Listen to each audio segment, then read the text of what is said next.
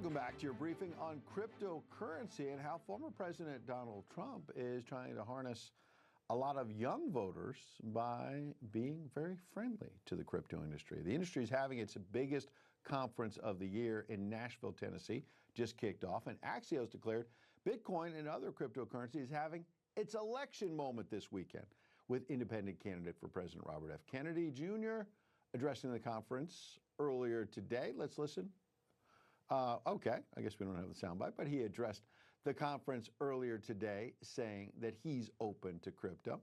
As I mentioned, the former president will be speaking at the Bitcoin conference tomorrow afternoon before heading straight to Minnesota to hold a big rally with his running mate, Senator J.D. Vance. We will have Mr. Trump's Minneapolis rally live here on N2 starting at 8 p.m. Eastern, so don't miss that. Axios noting Mr. Trump's head-spinning turnabout on cryptocurrency. He had been a skeptic, but now he's leading the first ever presidential campaign that accepts cryptocurrency. He's brought it more mainstream, and that's spurred a lot of hopes in the industry that he will have more favorable regulation if he's elected president again. Industry leaders currently deeply disappointed with the Biden-Harris administration for not making much progress in that area and trying to essentially strangle and regulate the industry to death. And that stifles innovation and has a real impact on our economy. So let's find out what to expect from Mr. Trump's big speech tomorrow. Let's some insights from an industry insider. Joining me now, founder and CEO of Solum Global. You've seen him before here on the briefing, Kirk St Johns. Kirk, welcome back to the briefing, sir. Thanks, Ed. It's great to be back. What do you want to hear from the former president? We talked last time you were here about how he's more friendly to the crypto industry. What do you think about him actually going to Nashville as the guy who's been leading in the polls and dominating the battleground states and saying, I want to talk to, beyond you and I, a lot of young people who are into crypto? Right. Well, it's a political year. It's an election year. Trump is savvy. He knows that there's a lot of young entrepreneurs. There's a lot of young investors that really appreciate the opportunities that all things crypto and blockchain afford us. So, on one level, it would be stupid for him not to acknowledge that and address that. So we recognize that as an idea. But what we would love to see is an administration that accepts the fact that, blockchain technologies, cryptocurrencies are here to stay. They're not going anywhere. The free market will weed out, those technologies or service providers or companies that don't do the right thing. Unfortunately, along the way, some people may get hurt with the scam coins and all that kind of stuff. But what we need is an environment where business can work with government. I mean, it's a decentralized universe in crypto. There's a lot of people that would like to be free.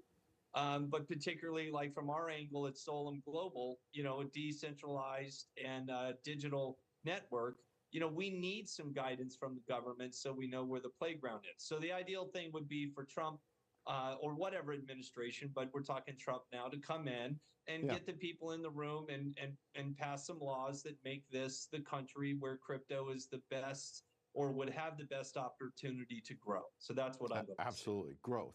All right, we want to be fair. We'll hear what your thoughts on Kamala Harris in a moment. I got that soundbite. Here's RFK Jr. earlier in Nashville. Listen.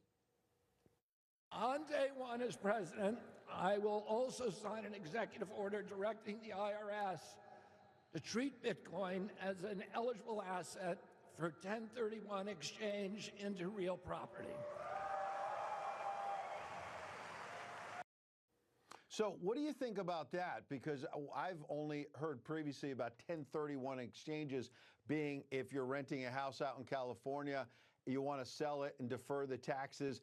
You then buy another house in, say, Florida, and then you defer those taxes. He's now saying he wants to use crypto as property. Right. So, I think the key word in that sentence was asset, right? And yet everybody calls Bitcoin a currency. So even though it's a great step in the right direction, I think, RFK's got a really good sense of the blockchain technology, which is, the kind of the foundation upon which crypto runs. I even heard him say that he thought the entire federal budget should be put on the blockchain so everybody could see it because it's an open source immutable ledger. And I thought that was great. That's a great idea. But you know what? Kirk, pardon me. I think there's a lot of people in Washington who do not want to put it on the blockchain. You and I both know. So let me, in the last minute we have, you announced today the launch of what you're calling a multifunctional Bitcoin payment card. I think this is really important. Tell people where they can find it. But what I want to ask is, how would this work? Because that's something that I have a hard time getting my head around. I think a lot of our viewers do when they hear all these terms flying around about crypto. Can I get a card where I can actually pay for goods and services like a Visa card or MasterCard?